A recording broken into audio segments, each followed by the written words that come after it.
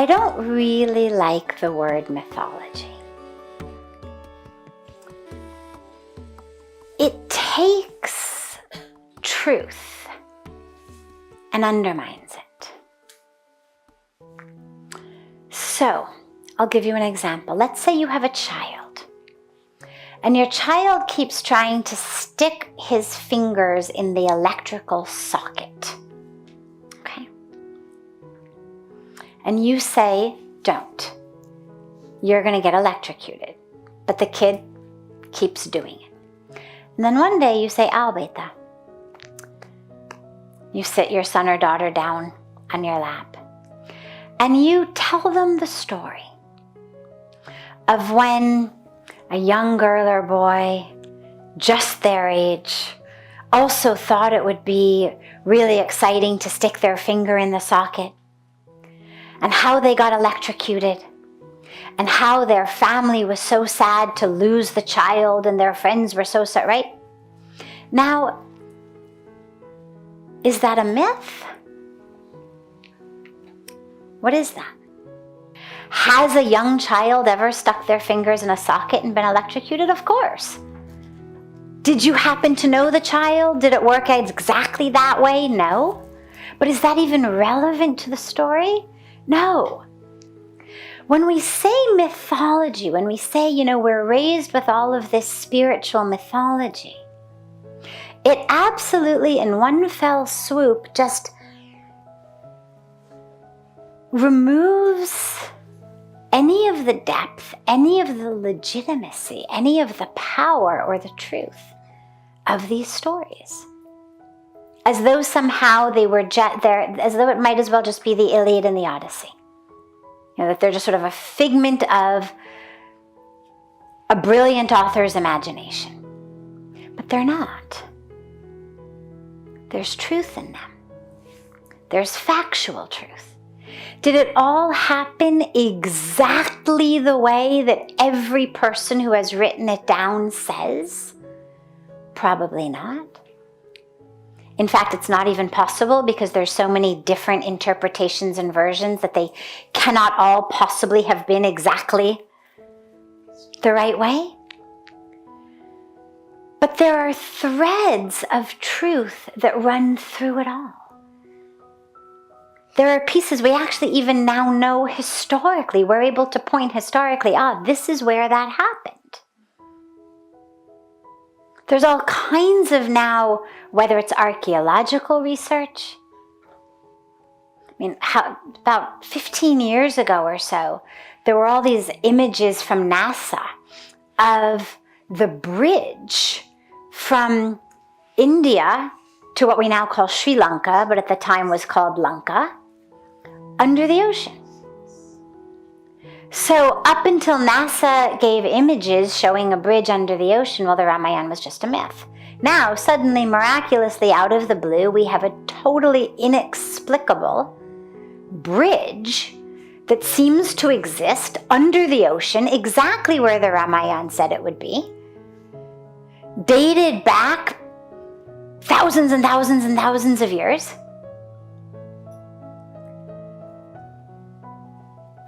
As archaeology, as science, as different ways come in, we're going to find more and more, that. Now, that doesn't mean that every individual drama happened exactly like that. Did Draupadi and Arjun really have that fight? Probably not. But does that mean that it was a myth? No. And that's important because as we get educated and we become sophisticated and we consider ourselves modern and sophisticated, it's very easy to just turn our back on all of that as though it were myth, and we are now sophisticated enough not to believe it. But in that are teachings and truths that are actually of essential value. So that's the first important part, is just because you were brought up with it doesn't mean it's not true.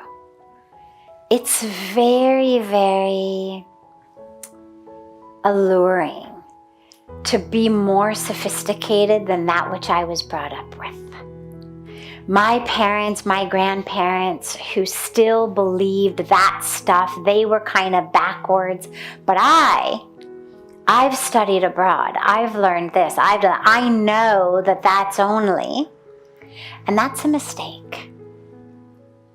That's a big mistake, because there's a wisdom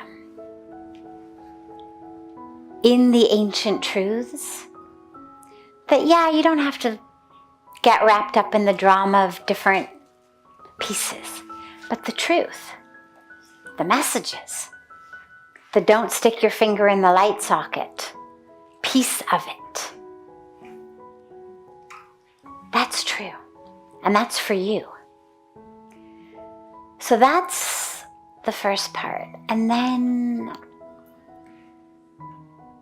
when you say, how to get the mind out of these things and into meditation, well, I'd say allow these teachings, these stories, actually to be there in your mind. Because the message of every one of them is connect with God, have faith in God, meditate.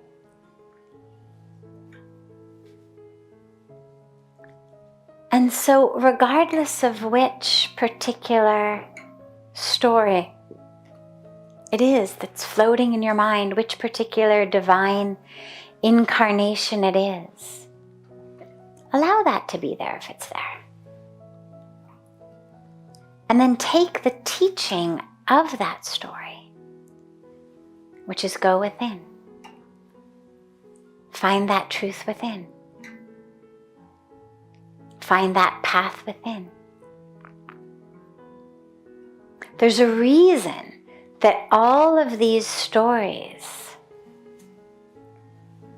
have the divine incarnation, the hero of the story, always going through great suffering and troubles. Because it shows us the way how in our lives, if our stories of God were just born with a silver spoon or a gold spoon in his mouth and everything was perfect and everybody knew he was God from the time he was born and everybody loved him and everybody bowed at his feet and nobody was ever jealous, nobody ever was competitive, there were never any problems, it wouldn't be much of a message for our lives, because we'd be like, well, okay, I guess it works for God, but that's not how my life has been. But when we're going through troubles, and we feel like I can't be connected to God, I can't have integrity, I can't follow my Dharma right now, I can't live in that truth. Well, these stories show us, oh wait, look at what they went through. Look at what they had to go through. And the stories are so extreme that what most of us go through pales in comparison. Have a fight with your family members. Well, did you have an uncle who tried to kill you? Right? Don't get along so well in the home? Well, did your stepmother get you exiled from the 14 years? That bad? And so it's so extreme that even if what we are suffering from is close to that, you could say, yeah, well, not exactly that, not quite that much, but it's bad. No matter how bad it is, it's almost never as bad as what they go through in the stories, which forces all of us into that situation of, okay, well, so that means the teachings are for you. Because otherwise, we feel, well, yeah, that's a teaching for people for whom it's all going right for. Easy to say when everything goes right, but you don't know what I've been through. You don't know the story of my life. But when the story is even worse than you've been through, and the teaching is there, there's no place to doubt this is for you.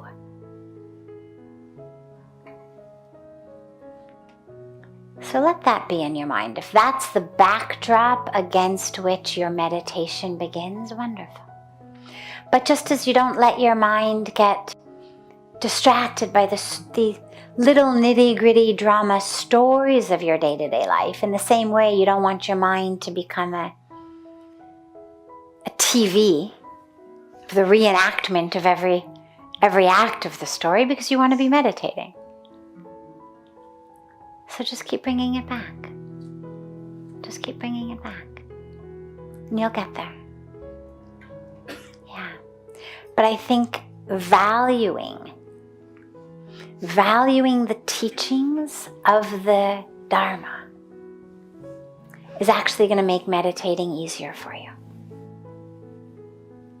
Because it'll bring a cohesiveness within you.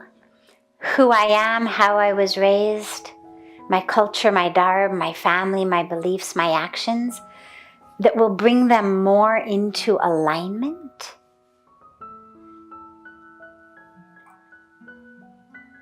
Than if you're dismissive of this and dismissive of that and dismissive of this, but still trying to